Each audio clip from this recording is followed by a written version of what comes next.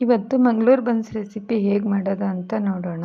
ಅದಕ್ಕೆ ಹಣ್ಣಾಗಿರೋಂಥ 3 ಬಾಳೆಹಣ್ಣು ತೆಗೆದುಕೊಂಡಾಗಿದೆ. ಪಚ್ಚಬಾಳೆಹಣ್ಣು ಈ ರೀತಿ ಸ್ಮ್ಯಾಶ್ ಮಾಡ್ಕೋಬೇಕು.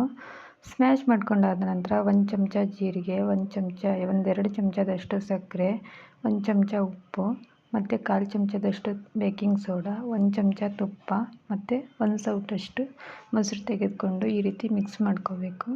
ಮಿಕ್ಸ್ ಮಾಡ್ಕೊಂಡಾದ ನಂತರ 3 ಸೌಟಷ್ಟು ಗೋಧಿ ಹಿಟ್ಟು ತೆಗೆದುಕೊಂಡು ಇದ್ದೀವಿ. ಇದಕ್ಕೆ ಮೈದಾ ಹಿಟ್ಟು ಕೂಡ ಹಾಕ್ಬೋದು, ಆದರೆ ನಾವು ಗೋಧಿ ಹಿಟ್ಟಿಂದ ಮಾಡ್ತಾ ಇರೋದು. ಇದು ರಾತ್ರಿಯೇ ಕಲಸಿಟ್ಕೊಂಡ್ರೆ ಚೆನ್ನಾಗಿ ಬರುತ್ತೆ. ಈ ರೀತಿ ಲಟ್ಸ್ಕೊಂಡ್ಬಿಟ್ಟು ಎಣ್ಣೆ ಕಾದಿರೋಂಥ ಎಣ್ಣೆಯಲ್ಲಿ ಫ್ರೈ ಮಾಡ್ಕೋಬೇಕು. ಇದು ಉಬ್ಬಿ ಬರುತ್ತೆ.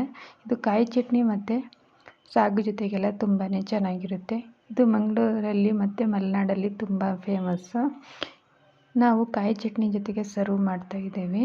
ಇದೇ ರೀತಿ ಬನ್ಸ್ ರೆಸಿಪಿ ನೀವು ಮಾಡಿ ನೋಡಿ, ನಿಮಗೆ ಇಷ್ಟ ಆಗ್ಬೋದು.